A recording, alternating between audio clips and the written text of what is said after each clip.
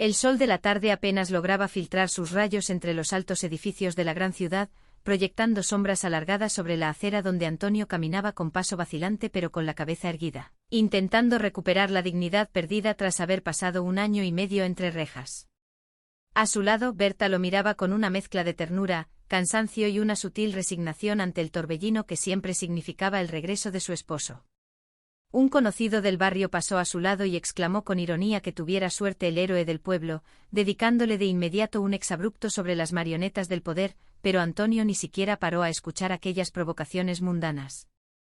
Para él, el universo entero se reducía en ese instante a la presencia de su esposa, por lo que gritó su nombre con fervor, llamándola su amor y su lomito adobado, mientras le exigía un beso apasionado para compensar todo el tiempo de aislamiento. Berta, esquivando el ímpetu excesivo, le comentó que lo encontraba sumamente delgado, sugiriendo con humor negro si no habría contraído alguna enfermedad incurable en el internado. A lo que Antonio respondió indignado que poseía un mecanismo ancestral de defensa que lo hacía inmune a cualquier plaga. Al buscar con la mirada el vehículo para regresar al hogar, Antonio se percató de la alarmante ausencia de su automóvil Mercedes, descubriendo con horror que Berta se había visto obligada a venderlo para subsistir debido a que se había quedado completamente sin un duro durante su ausencia. La discusión sobre quién lo había pasado peor comenzó de inmediato, pues mientras ella reclamaba haber sufrido lo indecible lidiando con las deudas, él argumentaba que estar encerrado con toda clase de delincuentes, asesinos y estafadores sin que le concedieran el privilegio de estar en un módulo de lujo con spa no era precisamente estar de vacaciones. El trayecto en el transporte público no mejoró el humor del antiguo mayorista de pescado, quien se negó a ceder el asiento a una anciana argumentando que su peligrosidad recién adquirida en prisión lo eximía de las normas de cortesía urbana, ganándose el regaño de Berta, quien le recordó que aún se encontraba bajo el régimen de libertad condicional. Al llegar finalmente a la calle del Contubernio número 49, Antonio observó el portal con una mezcla de desprecio y nostalgia, contemplando la lámpara colgante y los escalones con moqueta gorda que daban una falsa impresión de señorío. La realidad lo golpeó de frente cuando descubrió que su nuevo hogar no era un piso exterior y luminoso como el que recordaba en su antigua comunidad, sino un bajo interior, una auténtica cueva subterránea que compartía patio con un restaurante chino llamado La Grulla Shaolin, cuyo menú de 10,50 € perfumaba el ambiente con un persistente olor a fritanga.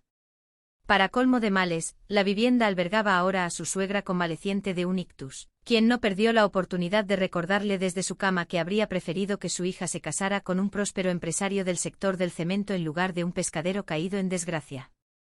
A pesar del panorama desolador y del embargo bancario que había devorado los fondos de la venta de su anterior propiedad, Antonio se armó de valor y declaró ante las paredes sombrías que si había sido capaz de levantar un imperio de la nada en el pasado, volvería a hacerlo sin lugar a dudas. Mientras tanto, en las plantas superiores del mismo edificio, las dinámicas vecinales bullían con sus propios dramas y comedias cotidianas. Camila intentaba desalojar a su padre, Fermín Trujillo, de su propiedad debido a que había decidido alquilarla a través de plataformas turísticas de estancias breves para obtener ingresos rápidos, ignorando las protestas del hombre que se negaba a convertirse en el encargado de la limpieza y la recepción de los inquilinos extranjeros.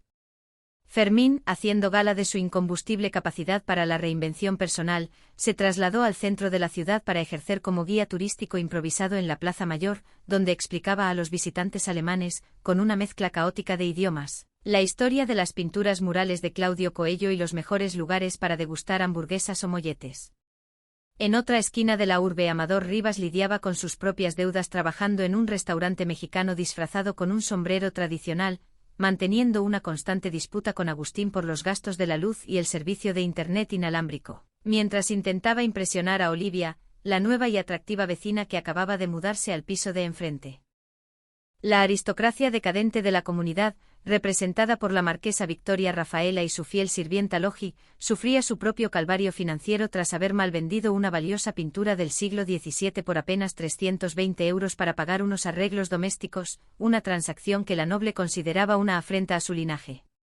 La tensión aumentó cuando la vecina del frente, María del Carmen Carrascosa, intentó romper el hielo ofreciendo un plato de leche frita casera, un gesto de buena voluntad que la marquesa rechazó por considerarlo de una vulgaridad extrema, desatando una serie de quejas cruzadas que requirieron la intervención de Greta Garmendia, la estricta farmacéutica y presidenta de la comunidad. En medio de este ecosistema de personajes extravagantes, donde Coque subsistía haciendo malabares en los semáforos y los jóvenes del edificio organizaban fiestas de bienvenida con lenguaje inclusivo, Antonio intentaba asimilar su nueva realidad, comprendiendo que el camino hacia la redención y el éxito comercial estaría lleno de situaciones absurdas, pero también de una profunda e ineludible humanidad.